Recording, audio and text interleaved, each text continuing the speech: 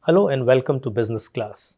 My name is Shantanu Prakash, and today on our show we have a remarkable individual, Mr. Sunder Advani. Sunder is the chairman and managing director of Advani Hotels. They run the Caravela Beach Resort in Goa, which is a very large 5-star deluxe property, but Sunder has many achievements to his name.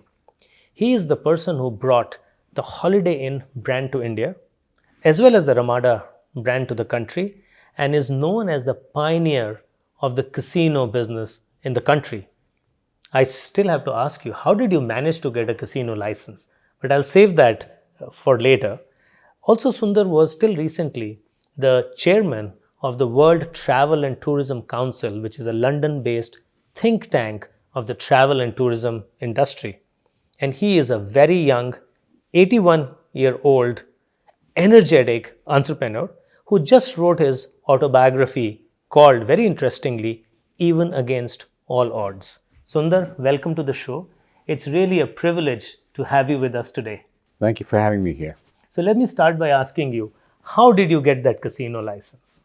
You see, I noticed that a hotel in Goa was having very weak occupancies in the monsoon months. Nobody would come there. The hotels were empty during June to September. So I went to the chief minister of Goa. I said, why don't you allow me to do a casino?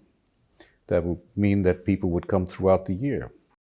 He said, well, you know, casinos are places of sin, etc. and all that. So I said, come with me. I'll show you some casinos in London and Germany, and then you decide. So I took the chief minister to London and to Berlin at these World Travel Marts conferences which I attended, and the chief ministers also attend. And I took him to some of these casinos. I said, look, does this look like sin to you? I said, this is a place of entertainment. So they finally said, okay, fine, we'll amend the Goa Gambling Act and allow 5-star hotels only to have what they call electronic casinos, whereby you just have slot machines, basically. So I said, fine, that will be, At least a start. Some start with, So after a couple of years, some of the other hotels got similar licenses.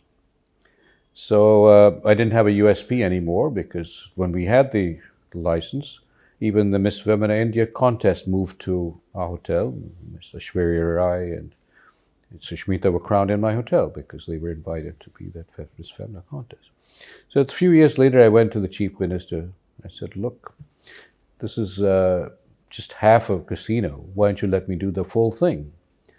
And he said, well, look, it not be on land for sure. You'll have to do it on water, and you can only do it if you have a ship.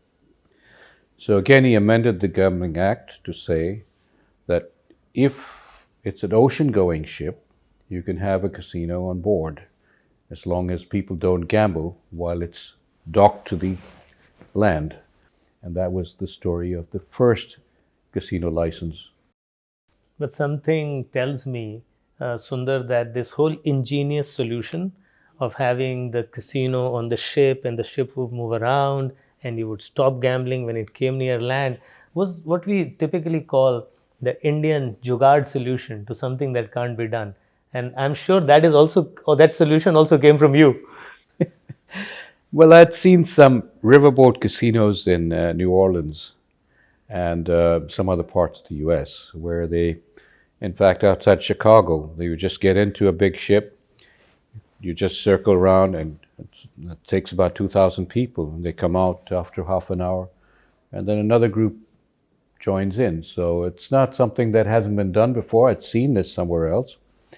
In fact, one of the persons who took me to that ship said, I can get you 90% of the loan from IFCI Washington. But I went to the producer of that ship in Florida, and he said it cost you $14 million to buy this ship.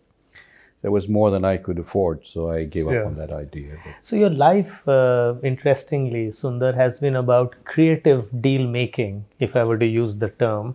So right from the time your first project came up in Juhu. So lead us through your journey of life. You were born in Karachi, and did you ever imagine that one day you would be running hotels and casinos in India? Never, never. In fact, I told my father I don't want to go into the hotel business. I was a management consultant in Washington. I was one of the highest paid Indians there, a company as big as McKinsey.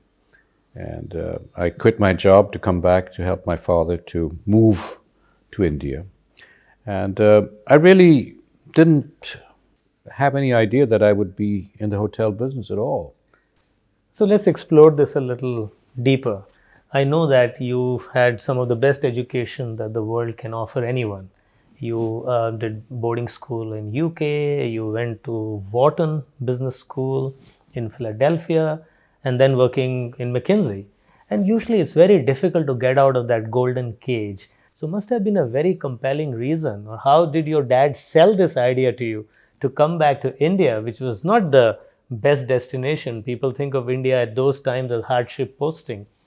So what attracted you and what brought you here in the first place? Well, you see, I wanted to do something to contribute to the economy of India. And I thought I had some ideas that I had learned in the US which could be easily done here.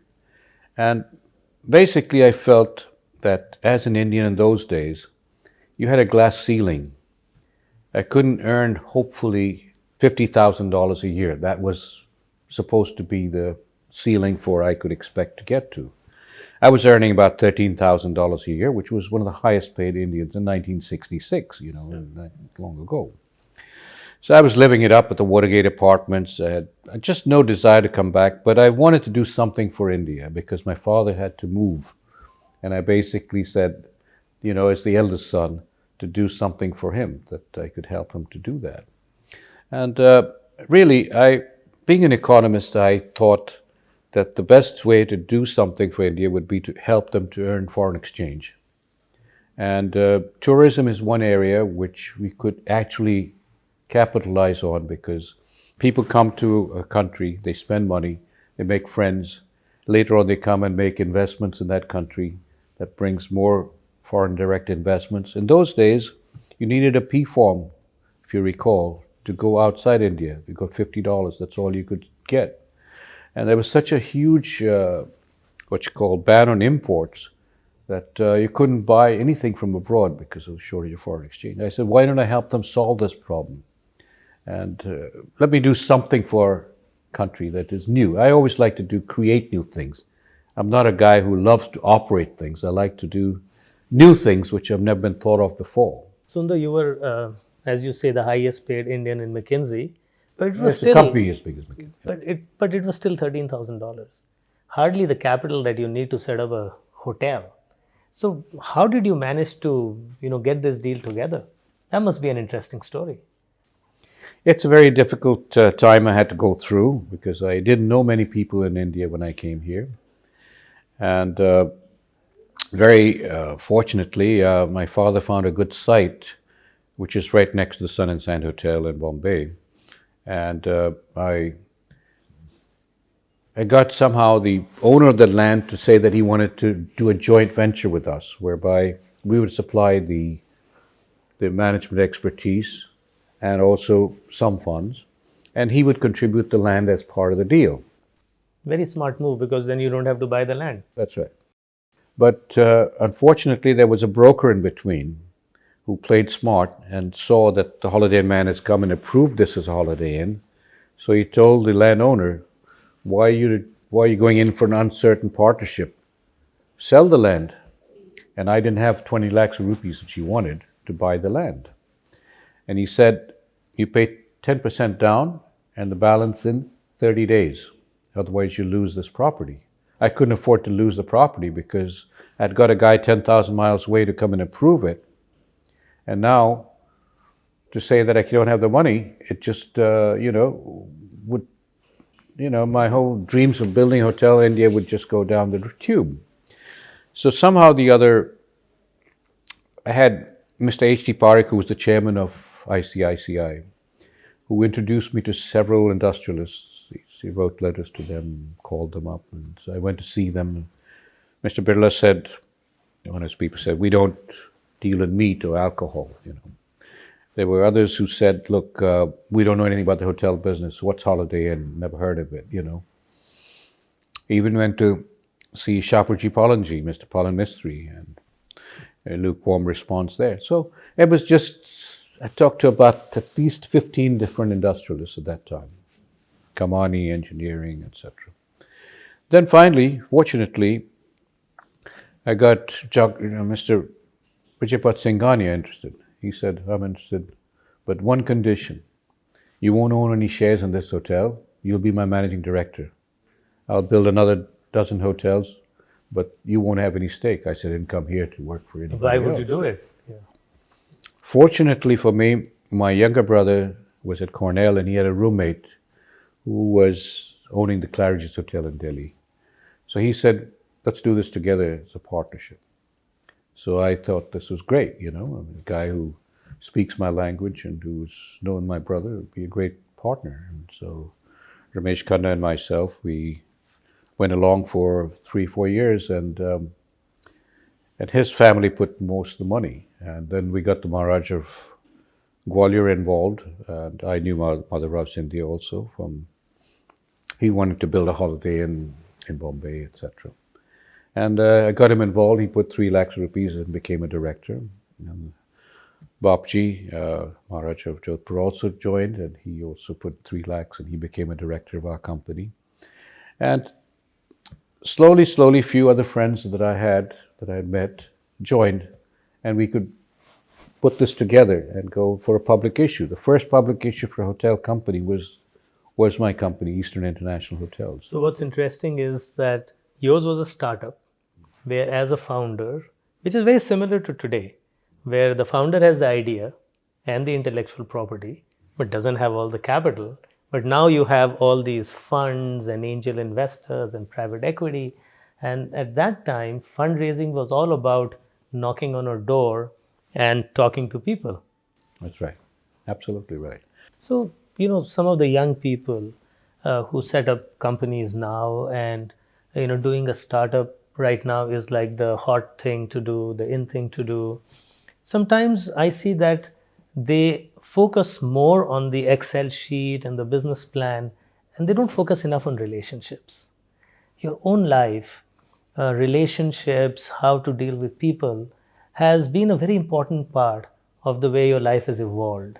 So what would you like to share with some of the new founders today, people who are 25, 28, 30 years old?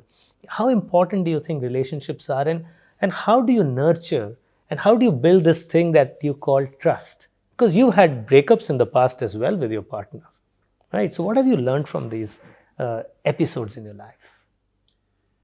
Well, the episodes we learned is that first you should have at least 25.1% of a company. At least you have some negative control. The other thing is that you must know who your partners are that you deal with and have some sort of a chemistry with them before you, because capital is very scarce in this country, as you know. And hotels especially are capital intensive industries. And third is that you must have, you know, the passion for what you do. And unless you have that, nothing's going to start. Yeah, so this is an interesting point, Sunder. You were the first person who brought Holiday in India, the first person who bought Ramada, the first person who did a casino. But right now, you don't run a casino. So do you think, you know, there is a different DNA to being the startup guy who brings the new thing, and there's a different DNA to sustain things and slowly grow them? Because if you're the pioneer of the casino industry in India, you should have been running the biggest casino right now. So tell us about how you feel about the energy of doing something new versus the boring thing about sustaining it and making it bigger and bigger and bigger. Well, I've always been the person who preached the first aspect, because running a business is more like it's not exciting. It's not creating anything new. And I've always been somebody who wants to build something new. And then if I'm part of it, great. If I'm not part of it, no big deal, as long as I've created something which adds to the economy of the country and created wealth for the country. Partly some wealth for myself on the way. But it's not the first, that's not my goal in life. Money is not my goal. Creating new things and being recognized as a person who's done some good for the country. That's what keeps me going. And that's why at 81, I'm still looking for new ideas. So, Sundar, when you deal with the real estate industry, hospitality, casino, the general thought process is that you cannot get things done, especially from politicians, unless you are prepared to go on the dark side of ethical values. Now, how did you reconcile your American education with this Indian wheeling dealing culture and still, remain clean in this entire murky business? That would have been an art.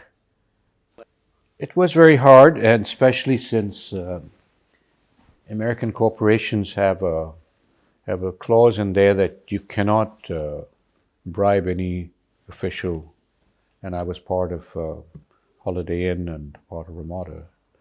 So we certainly could not afford to do that. And the idea was to convince politicians that what we were trying to do was good for their state, and that there was no underhanded dealings involved, and they're going to create new jobs for that area and bring more tourists to that particular part of the country. You think it's as simple as that, that you convince politicians that this is a good thing and it gets done? Well, in the days that I was trying to build hotels, corruption was not at the level that it has become. Okay. And especially in Goa. The chief ministers tell me, if somebody asks you for 100 rupees for a particular license, you come to me, I'll have it done for you for nothing, and let me know who asked you for that. That's not Goa anymore. That was the Goa when I built the hotel. So we were fortunate to be at a time when corruption was at a low level. But you're sure right that you need about 70 permissions to build a hotel. And if any one of those people says, sorry, no go, you're screwed. And you still feel that the potential of our country is such that we can even beat Bali. And I'm cognizant of the fact that you're 81, but you're still dreaming of a bright future ahead. So what keeps you going, Sundar? Well, I think eventually the government will realize that tourism is a very important industry. It must be supported. We're another export industry like other exports, marine products, diamonds. And I think they're coming around to that. They're recognizing a little bit that tourism is an industry. We, in fact, employ more people than the automobile industry. I see. Nobody knows that. 1 out of 10 jobs in the world is in tourism. And it is the largest employer. And in India, we need jobs. And this is the place where you can get jobs in cities, in rural areas. It doesn't have to be in a big city. You can build hotels in small little towns, which has a tourist attraction. So it's the only industry where you can actually get, you might say, everybody benefits. A person comes, he buys a carpet, he buys some jewelry, handicrafts here. It's percolating. The multiplier effect is much higher. It's just selling them mangoes or exporting textiles. You're getting a greater amount of revenue from that one person who comes here. That's why I've always preached reduced visa fees, which they've done now. Make it easy for tourists to come here, which they've done with the e-visas. Now you've seen, Yes. you can get, before it was a hell of a job to get a visa. So you think it's going to be a bright future for tourism? I think so, because you see, India has everything. It's just we haven't been marketing it properly. If you have, say, India is incredible, come here, you won't succeed. So I've been telling them, look, focus on, say, yoga. Say, this is the best places to do yoga. Okay, you feel that you want Ayurveda. Okay, these are the places you should go if you want Ayurveda. If you want beaches, go to Goa, go to Kerala. This is the way you should promote. You want wildlife, go to Ranthambore, whatever it is. So that's now what the new websites of the tourism department have been changed to that. You might have seen that recently. They're now talking about BBC ad today, you see, talking about Indian foods. Come to India, see the different foods that are made here. People like Indian food, but you got to get the right audience, beam it to the right people at the right time. This is what's important, because with this new age, people have a choice going anywhere in the world. Why would they come only to India? You have to give them a reason for coming to India. And first you have to be safe, of course. If you don't have safety, you're not going to come here no matter if you give it free. So that's the first thing that they have to concentrate, law and order.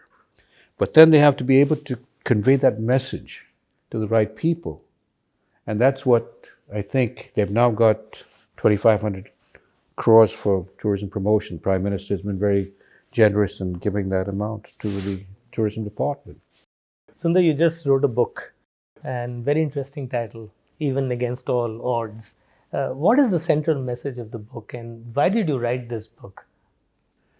Well, partly it was because I wanted to leave behind something for my grandson, Samir, and partly because my memory starts to fail, remember all the things that I have been through, to put it there, and basically to help entrepreneurs who are thinking of building anything as to what mistakes to avoid and what to succeed, and even if you have some sort of a setbacks in your life. Which, of course, you're a living example of that. So very quickly, top 3 or top 5 things that you want to make sure entrepreneurs never lose sight of. What would they be? Well, as I mentioned, you have to have a certain percentage of equity in the company, minimum 25.1, and if you can afford it, 50.1. Then you have control. 2, you have to make sure if you have partners, make sure that they get along with you and they will not screw you. Okay. 3, design your project so that you don't have to have excessive debt, because that's what can kill you. If you have bad times and you have excessive debt, that's what now the laws are such that they can take over your business now, banks. They didn't have that before. So shoot to what you can take in the way of debt and what you can take in the way of stress, because stress kills. You can just, Very interesting point, yes. you go into, a huge problem if something goes wrong. And 4th, do have a passion for that business. Not because... You just don't because somebody is funding it, or just because you feel, oh, this is hot, I'm going to make a lot of money. Right. I see a lot of people making those choices. Right. I ask people, why are you doing this business? Because it seems like everybody else is, and I was getting funding for this, therefore I did it. That's the wrong strategy according to you? Right. That's right. I mean, you have to have some knowledge of the business. That's why I believe in core competence. If you diversify too many things, you can't possibly be expert in all those industries that you're in. Yes, I believe that you recently had a over 80% increase in your net profit just a few months back. So congratulations. Well, the biggest thing I received was a month ago was the Lifetime Achievement Award. Congratulations again. That was given to me by my peers. I was a jury. I didn't even know I was shortlisted. I got a call saying that you've been selected.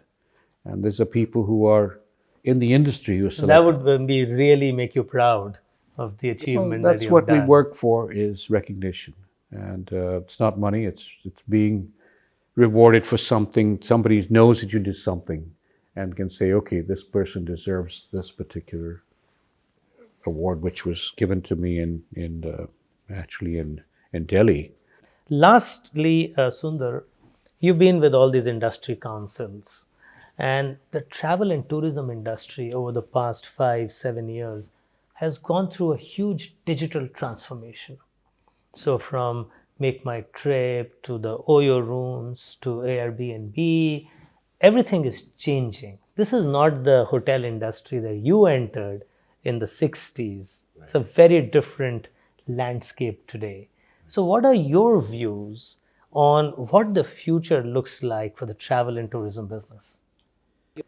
Well, the travel and tourism business, we are more relying on people like MMT, Bookings.com, and Expedia, and will continue to do so.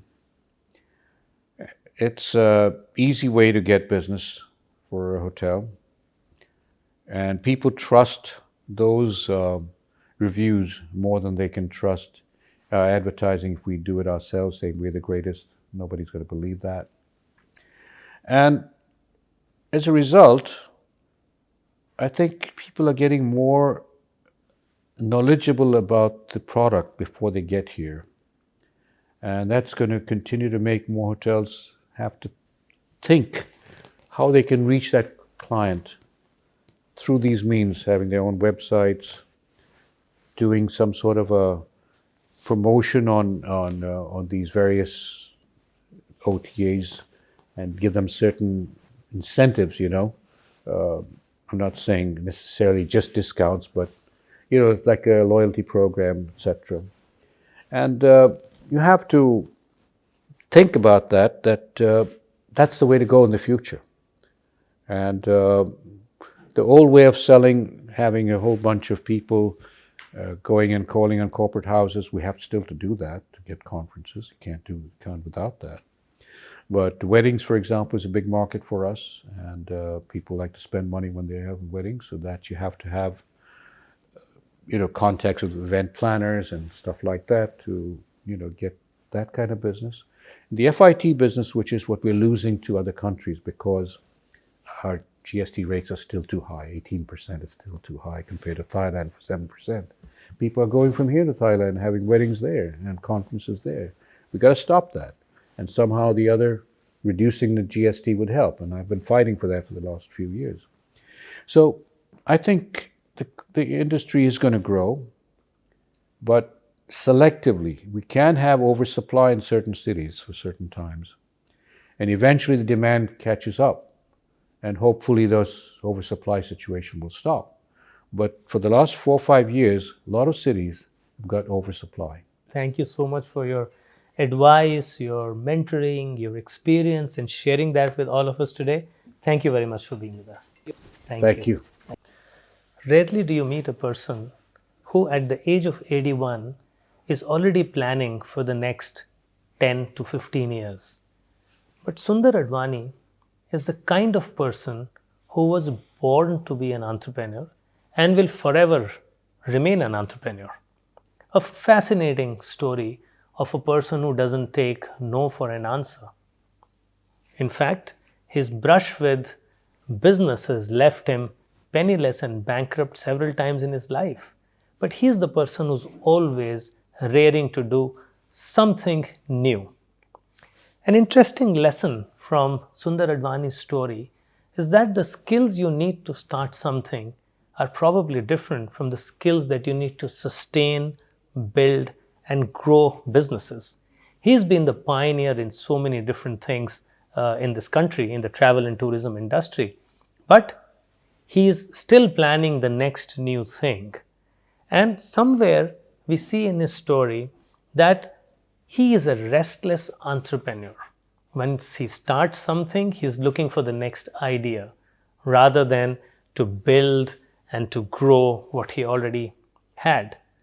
Nevertheless, there are several important lessons to learn from the life of this 81-year-old young man. Especially the fact that if you persist, if you continue with a single-minded focus on what you want to achieve, his life also teaches us that in life there is no situation that cannot be solved. There is no problem that doesn't have a solution. In fact, in his life, there have been several situations where the solution came from the least anticipated place. And as they say, the harder you work, the luckier you become. And that is Sunder Advani's story, truly a pioneer of the travel and tourism industry in India.